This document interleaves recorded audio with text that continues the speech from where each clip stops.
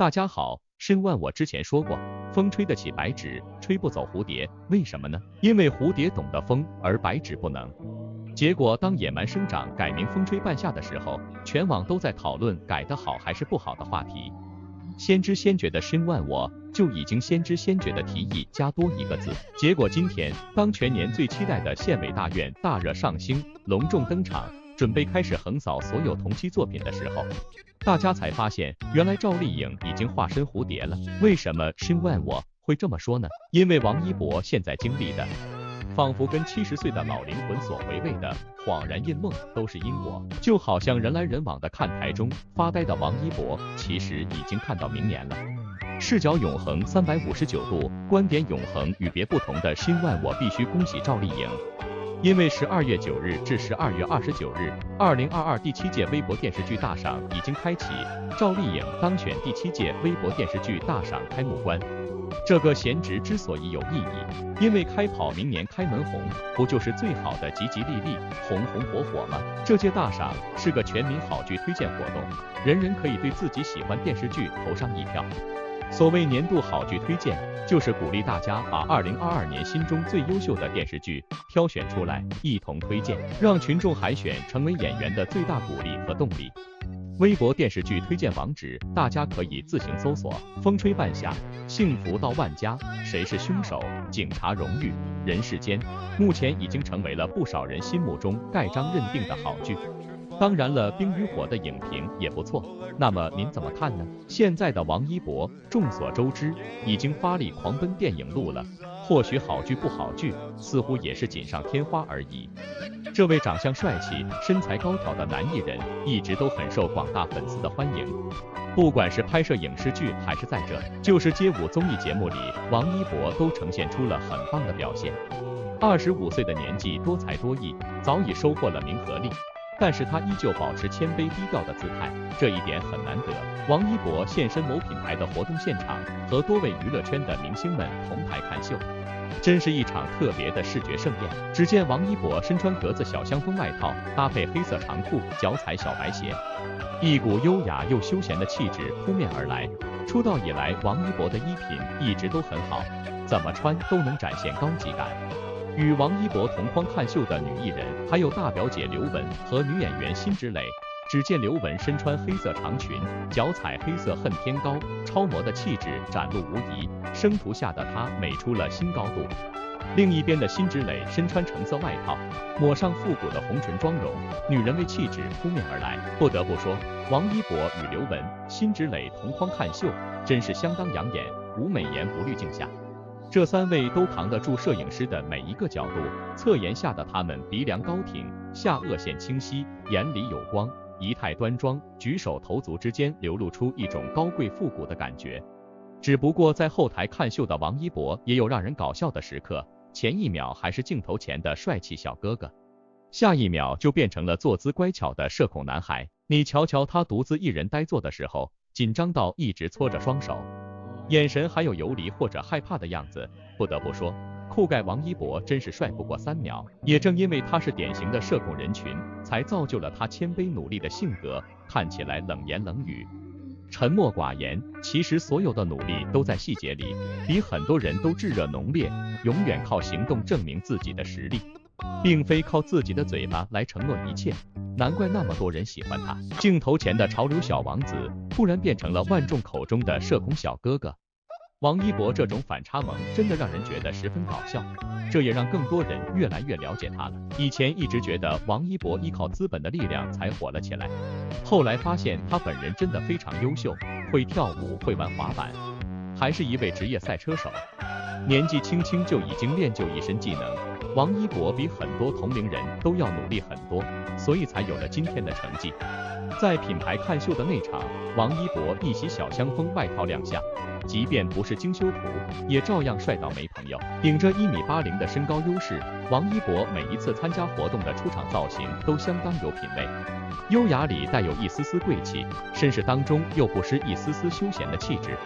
很像偶像剧里的财阀贵公子，看似冷若冰霜，实则内心比谁都温暖。帅气的脸蛋配上乖巧的坐姿，王一博真的太可爱了，难得有新鲜的活动照片。哪怕是高糊涂也掩盖不了他迷人的气质，这贵气的魅力不可抵挡。对于脸颊没肿的小弟欧豪而言，赵丽颖拼命招呼的嘴巴子，似乎也是不可阻挡的话题来的。之前新万我聊到了赵丽颖在微博晒出一张双手照，右边明显比左边大一圈，这是打人挡的。这条微博起因于正在热播的电视剧《风吹半夏》，赵丽颖在其中饰演将红唇大波浪伴永久的企业家，在90年代改革浪潮中怀抱壮志，勇闯天涯。女霸总不拘小节，开篇第1集便抡圆了手臂，冲小弟的脑袋砸酒瓶子，形状与半年前幸福到万家的一砸如出一辙，不少人也因此调侃，这下所有人都知道赵丽颖是头部女演员了。实话实说，赵丽颖也的确担得起头部2字，从温婉可人到强大生风，她在越来越多人的关注中成长成熟。但相比于颇有划分369等意味的头部，或许这几个词更适合她，勇者接受不完美。与圈里一票科班出身的演员不同，赵丽颖只是生于河北廊坊，学历中专的一个普通女孩，没有各类才艺傍身。赵丽颖最拿手的可能是收花生、摘棉花。空乘专业毕业后，她做过销售、文员，因缘际会报名参加了选秀，稀里糊涂的获得了冯小刚组的冠军，拍了广告，又成功的出演了金婚中多多一角。故事线拉到这里是不可复制的成功，怀着明星梦的人千千万，唯有她拥有这样的幸运。但等待她的不是顺风顺水，而是长达7年的龙套生活。她是别人的丫鬟、妹妹、女儿，没有哪个角色让人印象深刻，因为都可以被楚楚可怜、温婉可人8个字模糊代替。直到后来遇到新《还珠格格》中的晴儿，她才真正走入大众视野。年少奋斗的辛酸不为外人道，却扎扎实实地反映在人情冷暖中。在山沟里等夜戏，没有人理她，离开怕错过，等待又煎熬。赵丽颖只能穿着棉袄棉裤在石头上睡了一夜，一个人在剧组过年。张瑞给她送了1次饭，她记了很多年。不成名倒也无碍，只是更多人觉得草根如她上不了台面。有人说她农村出身，长着不大气的圆脸，就只能演丫鬟。有人揪着她与外宾碰杯的社交礼仪说事儿，嘲讽她乡下人不会喝葡萄酒。有人说她的英语充满了中国烧饼味，身上的土味洗都洗不掉。当然了，所有这些历史尘埃、前尘往事，新万我都有最详尽的硬核与深扒。当大家都在讨论瓜皮的时候，新万我只思索瓜瓤。赵丽颖的不容易，真的唤醒着不少人的不屈的灵魂和咬牙的坚持。哪怕是在《知否》这样的大女主戏刚拍完时，给群演发红包，也有人嘲讽乡下人就是小气，一个红包里才塞200块钱。面对这些质疑，赵丽颖没有选择与家乡割袍断交，而是继续过自己的日子。关注到河北老乡吐槽村路难走，赵丽颖第一时间给乡政府捐款修路。老家的房子拆迁了，但拆迁的款项她分文不收，又把钱捐献给家乡。甚至她明知道幸福到万家这样的乡村角色会掀起网友对其出身的又一轮讨论，但角色好就可以接。每当被赞许朴素坚韧，她总会说这和自己曾在农村的经历有关。从娱乐圈底层走过来，赵丽颖看透人情冷暖，深知没有完美的人设，只有不断奋斗的人生。而这恰恰是我们独立于世的必备品质之一。接纳过往成为自己的一部分，欣赏不完美的所有馈赠，不必过分在意别人的目光，带着思考上路。只是不必和所有人交朋友。有趣的是，一向弘扬伪光正的人民日报看到了赵丽颖刮起的旋风和热度，也开始评论起风吹半夏了。主角们都不是光鲜亮丽的天之骄子，也不是加持主角光环的胜利者常客，他们大多出身草根，历经磨难，但就是这样一群白手起家的闯者，硬是凭借着对美好生活的无限向往，对事业和未来的极致追求，最终跑赢了时代大潮，守住了心中最为炙热的理想。虽在此间有过挣扎，有过怯弱，但更有无畏之心。这一番言辞，何尝不是对赵丽颖生活的真实写照？有过停顿，有被质疑，有迷惑，有忐忑，当然也有坚韧、坚持、突破自我、抱朴守拙、珍重自爱。人生这条路啊，还长着呢。今年的影视剧层出不穷，其中主旋律题材成为观众更青睐的一种类型。从《人世间》打响了年初市场的第一炮后，警察荣誉、罚罪、底线都是热度与口碑双丰收，不禁让人期待待播剧还有惊喜等待着观众。就比如年代剧《梦中的那片海》，将讲述老北京青年的故事，高考、创业等设定，想必能掀起不少人的回忆。男主肖战、女主李沁的阵容组合也把看点给足了。还有迪丽热巴领衔主演的《公诉精英》也备受瞩目，毕竟聚焦女公诉人的剧作不常见。流量小花的转型效果也是观众关心的一个事情，相信播出后会引起不小的讨论度。眼下县委大院率先来袭，上星央视一套，开播仅2集收视率破 1.75， 稳占全国收视第1的宝座。这热度成绩果然没有辜负央视的重视。不过，本以为该剧在保证收视的同时，也能拿捏住口碑。没想到开播后，豆瓣评论区差评一片，而且观众的差评理由还出奇的一致。那么这部剧到底怎么了？剧情老套，缺少真实感。县委大院讲述了有着严重发展难题的光明县迎来了新任县长梅小哥胡歌氏。面对着林林总总的麻烦事，梅小哥迎难而上，与县委书记、副书记等干部们听取百姓声音。经历挫折与挑战后，终于实现了致富的梦想。年轻干部们也在此过程里不断成长，干群关系焕然一新。该剧是一部以县城为单位，聚焦基层干部风貌的剧作，本身题材还算接地气，可剧情却没有太多的新颖东西。比如像领导干部给拆迁钉子户做思想工作，很多同类型的剧作里都有过刻画了。怎么全世界就缺我一个拆迁户吗？但凡有些城乡建设的剧都离不开这个话题。而且谈来谈去的中心点都在钱和利益上，各家各户各出奇招，纷纷想要分上一杯羹。剧里有一家个体户直接用假账本讹钱，现实里像这种胡搅蛮缠的人早就被带走了吧？哪有干部会像剧中描写的那样，处处给百姓赔笑脸，哄着百姓去搬家？不动用点强制手段都算不错了。剧情又想要展现出干群关系的紧张，又不敢把真实情况搬到台面上来，很难引起观众的共鸣。另外，该剧的节奏也是慢的不行，前2集里生活片段太多太零散，梅小哥跑步、吃饭、开会、回家给老婆打电话等戏码都给人流水账的既视感，主线故事没有推进多少，而且解决问题的方式也不算多么精彩。个体户做假账，干部就对症下药让他们补齐税款，这种手段确定需要群策群力去讨论吗？别人劝不管用，妇女主人一出马全都乖乖听话，真有这么容易也不会闹得这么难看了。可以说，县委大院虽然表面上是一部深入民生的写实狠剧，但是内容并不够扎实，很多桥段缺乏真实感，节奏进展也不尽如人意，也难怪有观众会觉得无聊乏味了。配角风头压过主角，黄磊演技太出戏。县委大院在演员阵容上还是相当有噱头的，胡歌无论是本身的实力，还是这些年来积攒的路人缘，都是数1数2的。这回由他担任男主梅小哥，让人没有异议。剧中的他素颜出镜，发型、服装跟普通干部没太大的区别，不由得让人眼前一亮，也能精准演绎出角色对于光明县的赤诚之心，眼神里有戏。尤其是看向镜子里的自己，既有自信、决心，也有破釜沉舟的勇气。不过，前面2集里男主的戏份都太平，在表演上也就只能说是中规中矩，不算特别亮眼的存在。反倒是剧里的配角凭实力把风头抢了过去。其一就是黄登登，热播剧《风吹半夏》里，他还是身患绝症的陈宇宙。人设好，演技赞，成为了观众的意难平。到了新剧里，他又变成了官场里的老油条，什么规矩都门清，舍得给后辈提供经验道理，那个我都懂的眼神诠释的活灵活现。每次出镜时，弹幕都是疯狂刷屏，叫好声一片。其二就是王骁，国剧里的金牌配角了。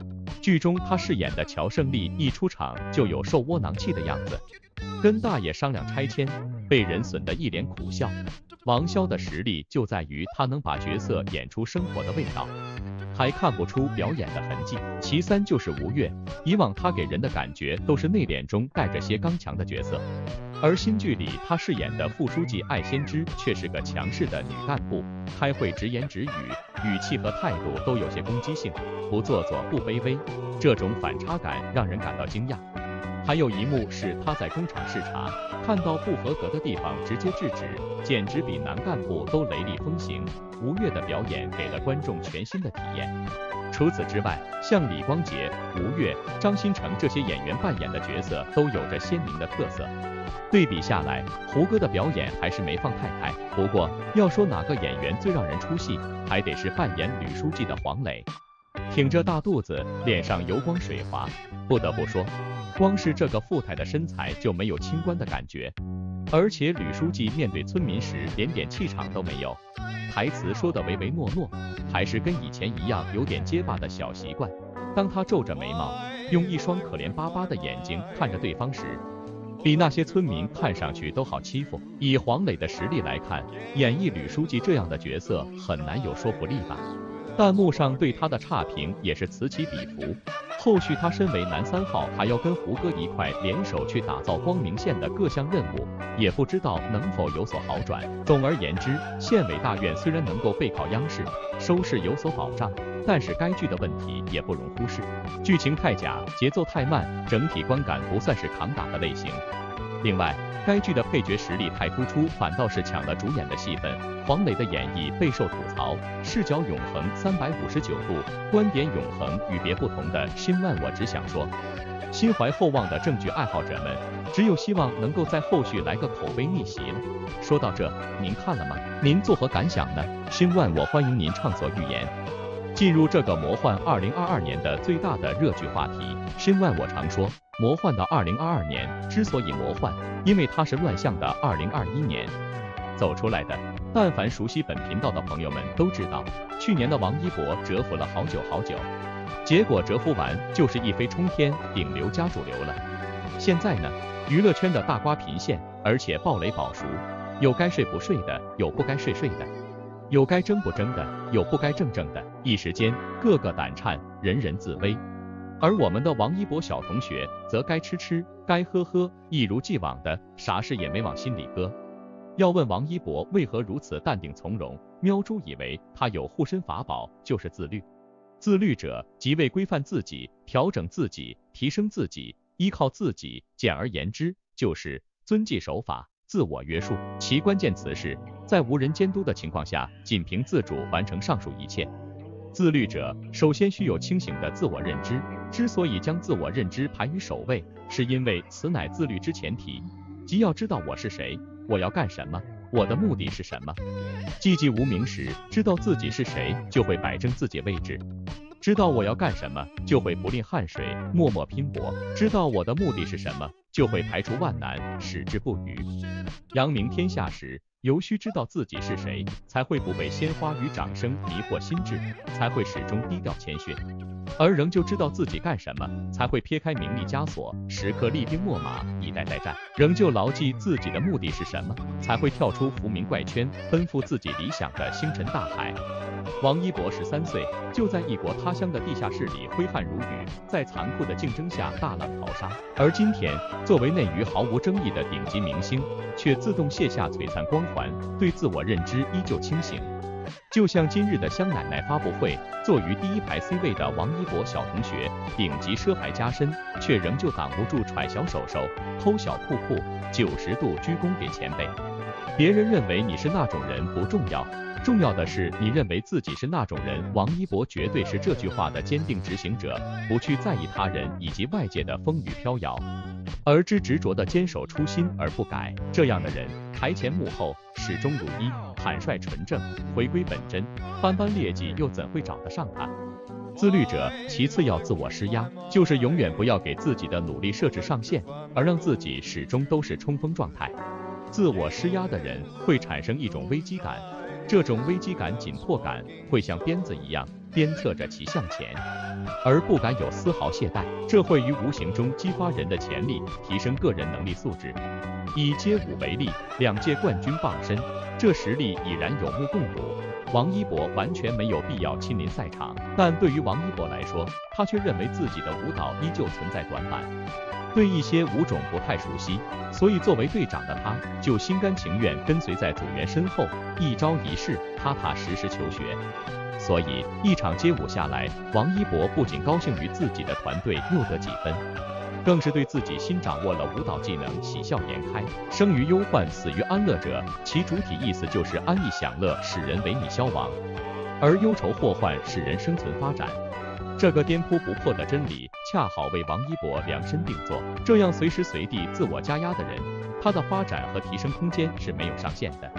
当其人的能力素质已经达到一个高度的时候，一些鸡毛蒜皮、仨瓜俩枣的破烂事，自然不屑为之。自律者还需自我检讨。所谓金无足赤，人无完人，时时刻刻自我反思的人，会自我修复前进路途上的沟沟坎坎，时时刻刻校正前进方向。就像很多人一直诟病王一博的台词问题，但就在刚刚播放的《冰与火》里，对着手机咆哮，实则保护处于毒贩监视下的同伴的那段原声台词，一气呵成，铿锵有力，怒气值拉满，情绪感爆棚。不要说是毒贩，就是屏幕前的我们，也不得不为陈警官的委屈抱怨、不甘、愤怒所打动，而不能对他的动机有丝毫怀疑。但如果有人硬要和喵猪抬杠，说没有看到王一博的检讨书，那么喵猪只能拂袖而去，不屑质辩。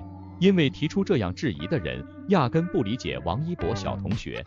摩托姐姐的酷盖可是有名的，我可以改，但我就是不承认。所以不要纠结检讨书了，我们只要看到他实实在在的面对自己的不足，痛下杀手，让最后的结果惊艳我等的钛合金狗眼即可。这样的人会克制欲望，检点差池，从而成就自己。不奋发则心日颓靡，不减数则心日自肆。人须有为己之心，方能克己。能克己，方能成己。北宋理学大家朱熹和大明的心学泰斗王阳明说的大概就是这样意思。觥筹交错，熙熙攘攘，真真假假，虚虚幻幻的名利场，王一博驻足其间，奇华硕硕，却不带一片叶走。这是一个人经历了顶级的自律后，必定会成就的顶级的功业。因为自律的程度决定一个人生命的高度，而所有的登峰造极均源自自律。所以25岁的王一博才会活成70岁的从心所欲而不予举办。众所周知，对比王一博的老灵魂，王炸姐姐赵丽颖有个很别致的外号赵小刀，因为她的说话方式坦荡直白，特别戳人心窝。在真人秀《偶像来了》中，她看到谢娜的第一句话是：你穿裙子的真大，口红粘牙上了。我说你不介意吧？面对蔡少芬，蹙着眉轻轻提醒：你嘴唇干裂了。之后还有静姐你没穿礼服，娜姐，我每次都觉得我穿的不好看，而你又和我穿的差不多。要知道，在上百个镜头的聚焦下，赵丽颖的这些话无异于揭短。是以她被盖章低情商，可是又怎么样？她还是她。有一次剧宣采访，记者问她，如果你一个人去荒岛生存，只能带一样东西，你会带什么？她很纳闷，我不想去荒岛，为什么要去荒岛？对于常常噎得别人没话说这件事，赵丽颖解释，情商高低怎么凭几句话理解呢？我只是喜欢多一些真诚，少一些套路。泡沫时代，人人都给自己拔个头，唯独他拒绝粉饰。2017年花千骨大火，有博主发文称赵丽颖宁愿蹲在片场吃饭，也不愿意享受主角特权。对此，赵丽颖直接留言，不要总帮我写悲惨的故事，立奇怪的人设。我努力着我该努力的，也享受着我该享受的。当这次《野蛮生长》中略显圆润的许半夏出现，不少网友表示其为了角色特意增肥。赵丽颖再度小刀附体，没有特意增肥，演着演着就胖了。角色使然直白却又含蓄，这两者在赵丽颖身上完美展现。她的直白在于以非常耿直的方式否认了虚构的事实，含蓄在于婉拒了喜爱他的人给他立下敬业努力的人设。很多时候我们都在思考，别人提问时我们该如何回答更加得体，我们该怎样表现才能给对方留下好印象。我们潜意识里在讨好身边的人，这是本能，也是自保。但赵丽颖却不这么认为，诚实的面对自己的付出，坦然拥抱自己的收获，用最真实的方式吸引同频的人，这是她最简单又最高明的处事方式。与其让别别扭扭的朋友圈和言不由衷的社交占据我们的时间，倒不如用耿直来修剪生活的枝桠，让同样信奉真实的人留下。自爱者更自由。随着《陆贞传奇》《花千骨》《楚乔传》《知否》等大女主剧集的播出，赵丽颖彻彻底底火了。偏偏这时候，她闹出了2次为人诟病的回复。第一次是媒体在报道她与冯绍峰的恋情时，她回应：“不是什么瓜都可以吃，吃错了，坏肚子。”第2次是被质疑怀孕时，她留言：“不知道该说什么，给大家劈个叉吧。”事件后来的披露，实实在在打了赵丽颖的脸，但却也无可厚非，这本就是别人的私事，不参与炒作是他一贯以来的方式。后来冯绍峰在节目中谈到这段感情，说起没有戒指，也没有婚礼，是因为丽颖是个对目标非常明确、非常清晰又洒脱的人。我时常问他和我在一起到底是喜欢我，还是只是想谈恋爱结婚。相比于庸常的情感关系，赵丽颖显然更注重内心的选择，而不是给外人一个交代。后来选择离婚，又选择将儿子交给冯绍峰抚养，她很坦诚，因为孩子爸爸的条件比我好。在后来，网友们都不再追问，因为在本该受大众检阅的演戏这一项上，赵丽颖从不拉胯，这已足够。脱离了可可爱爱机灵古怪的角色圈定之后，赵丽颖开始借助演戏来表达自己的思考，比如有匪平叛乱救流民，情情爱爱就是镶边，武艺傍身则力所能及匡扶正义。再比如幸福到万家，不再围着男人打转，向陈珂拂袖痛击棒槌，喊出了我就是想当职业女性的口号。再比如现在的风吹半夏，女性也有开拓进取的目光，也能走在改革发展最前沿。被出轨又怎样？整理心情，搞钱不香。诚然，她的每个角色都像她本人一样不完美，但这并不妨碍她用一路成长来展示自爱者更自由。为什么Shin1我要这么说呢？因为在混沌的感情中，她没有为了大团圆结局勉强自己继续一段婚姻，这是清醒。在和平的分手后，她拒绝站在更红且更有利的舆论位置拉踩前夫，这是尊重。在观众评价她演戏千篇一律的时候，虚心接受，一边学习一边突破，这是谦卑。不过分消费自己，不忘初心，这是取舍。在发现中反思，在割裂中前进，所有意念行动归结到最后，就是自爱。因自爱而生的人生边界更加自由。